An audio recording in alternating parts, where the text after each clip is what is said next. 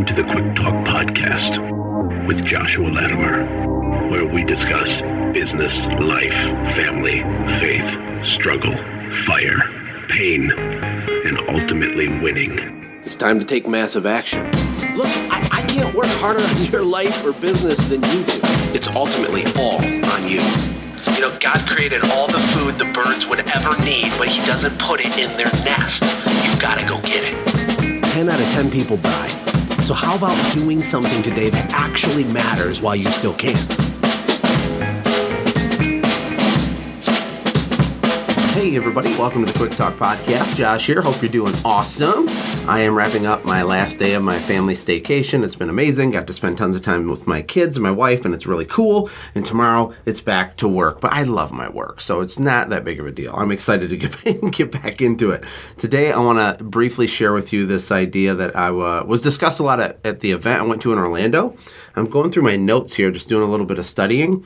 And I think it's really, really good. So one of the first things that Russell Brunson had said right on the opening day during his first presentation was that you will get bored with your product or service far before the market does. And man, I thought that was profound. I mean, that is almost the very first thing I wrote in my notebook. And I was really wrapping my head around that. And with a lot of the people that I work with, I think that we're subconsciously doing the same thing. And sometimes we don't think what we do is sexy enough or cool enough or interesting enough, or we get bored with it, right? And we get sidetracked with the next thing we could sell our customers or the next service that we could offer. And you always hear me talk about not going wide and we should go deep. One of the reasons people go wide is because they're not making enough money and they think that they need to offer more things to make more money, when oftentimes that has the reverse effect. And you actually make less money, and then you have to spend more money to buy more equipment to do the other thing that you want to offer. But another reason why people go wide is because of fear, because they don't want to actually finish what they've started, or also because they get bored with it. They don't think it's that cool. They're not proud of it. And my friend Kurt Kempton, who's been on the podcast before, he's one of the instructors in the Send Gym Sales and Marketing Super Course, which is amazing. He's an amazing guy. He told this really cool story about when he was visiting with the CEO of Infusionsoft. He actually knows Clayton Mask, who's the CEO of Infusionsoft. They're not like BFFs or something, but he knows who he is and stuff because they're from the same town. Now, Infusionsoft is a gigantic software company. They have like 100,000 plus users, I think. And he was talking to Clayton Mask, and he had a window cleaning company at the time, my friend Kurt. He's like, they're talking about value propositions and how to position your company and how to like attach emotion to your brand and all this stuff. And Kurt said, well, yeah, Clay, I get that, but like what I do isn't sexy, right? And I think Brandon Vaughn may have mentioned this story on one of the episodes I put on the podcast, but it bears repeating, right? And then Clay got really mad, and in front of all these people, he puts both of his hands on the desk, and stands up slowly and just stares at Kurt. And he's like, if you don't think your company is sexy, then why should your customers think so? And Kurt said he just shrunk into like this tiny little 1-inch tall version of Kurt. And he was like, oh my God, like the CEO of Infusionsoft just like slapped me in front of all these people.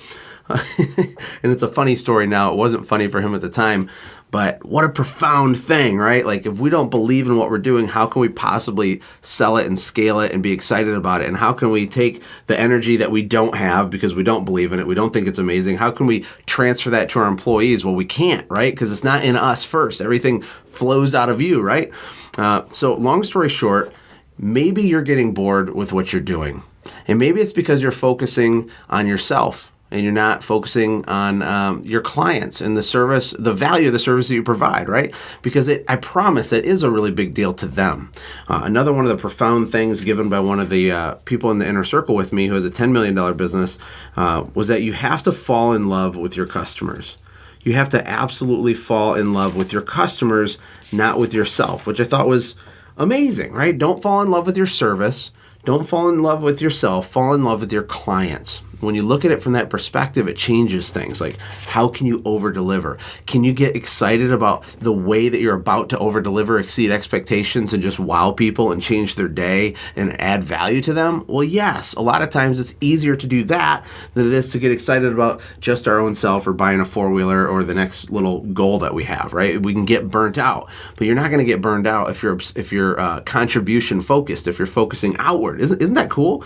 I think that's awesome. And I know for me, I get bored. As soon as something starts working, I want to it's almost like an addiction to the chaos. Yesterday's podcast, I talk about how if you're growing, there's going to be chaos. In fact, another guy, Alex Sharfin, who spoke at the event, who's in the inner circle, he's built several really, really big companies, like 20 plus million. And he posted this thing. He's claiming that success creates deficits. And I was reading this email he sent out and some Facebook stuff he put out, and I was really thinking about it. And I'm not sure that I agree that success creates deficits, but I definitely agree that growth creates deficits. And it's kind of like semantics, because I think that's what he means.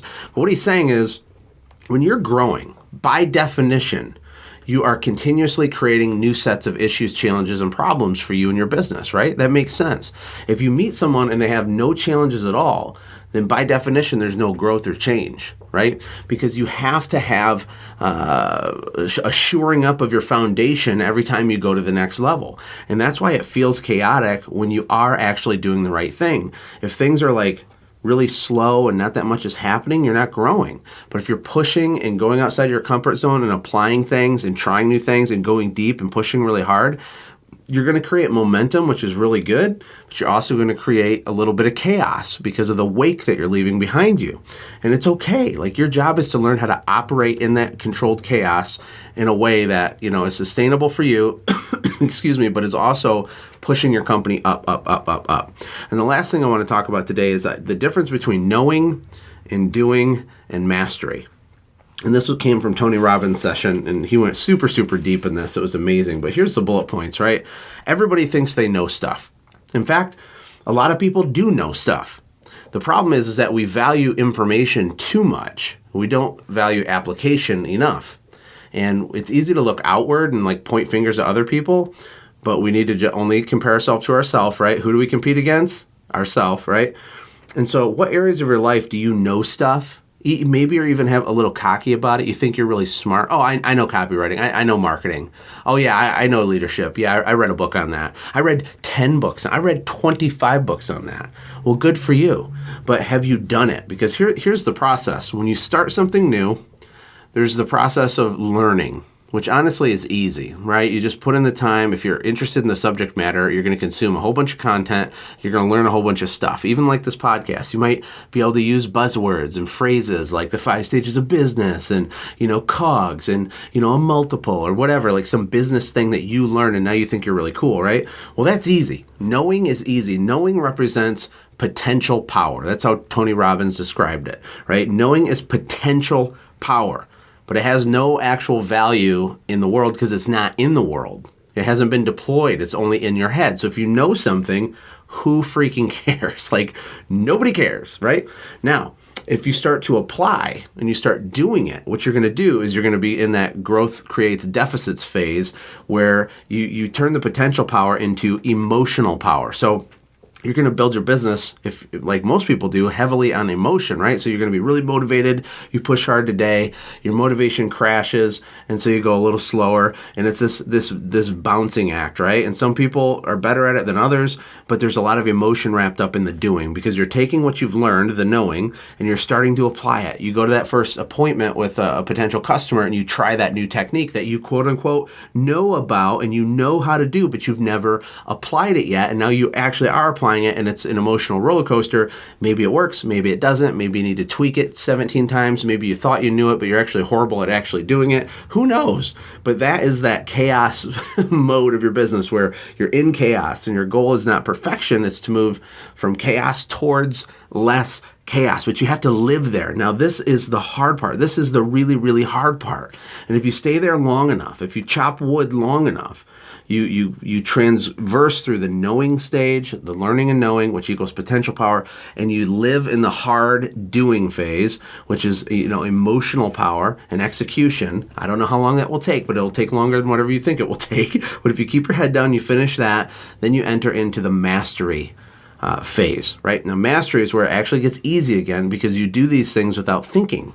It's not work. It doesn't take effort or a lot of energy to remember how to do that sales pitch that certain way that tripled your average ticket. And maybe it did take a lot of work for 2.5 seasons for you to dial it in and get it right. But now it's like the back of your hand. It's just money in the bank, right? If you want to learn an instrument, it's the same thing. You can study music theory. You can learn to read sheet music. You can learn the concept of how chords are made on a guitar. That's great, good for you, until you start doing it and you realize that your fingers don't listen to your brain and the timing's bad and then it sounds horrible.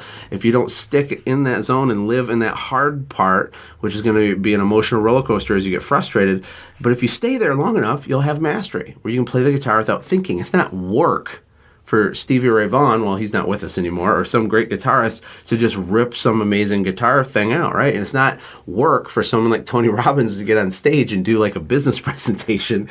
He's been doing it for 41 years.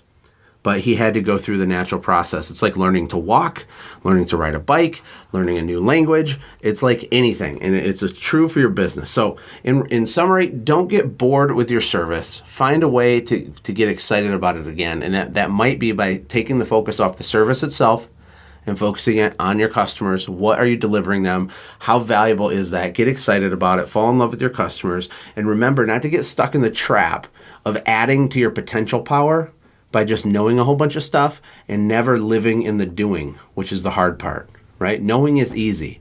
Knowing is not that valuable. Information's everywhere. We can all get unlimited amounts of information. It's in the application of the information. That's where the power is. I love you guys. I'm going to talk to you tomorrow. Thank you so much for your support, for sharing these episodes. It means the world to me. I hope this was valuable to you. Take care. God bless. Hey, thanks for hanging out, friends. And from all of us here at the Quick Talk Podcast team, we hope you loved today's show.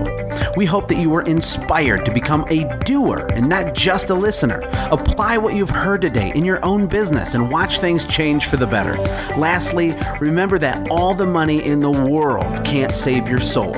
Seek first the kingdom of God, my friends. We'll see you next time. For more information about the Quick Talk Podcast or Joshua's other businesses, visit our website, quicktalkpodcast.com. Have a blessed day.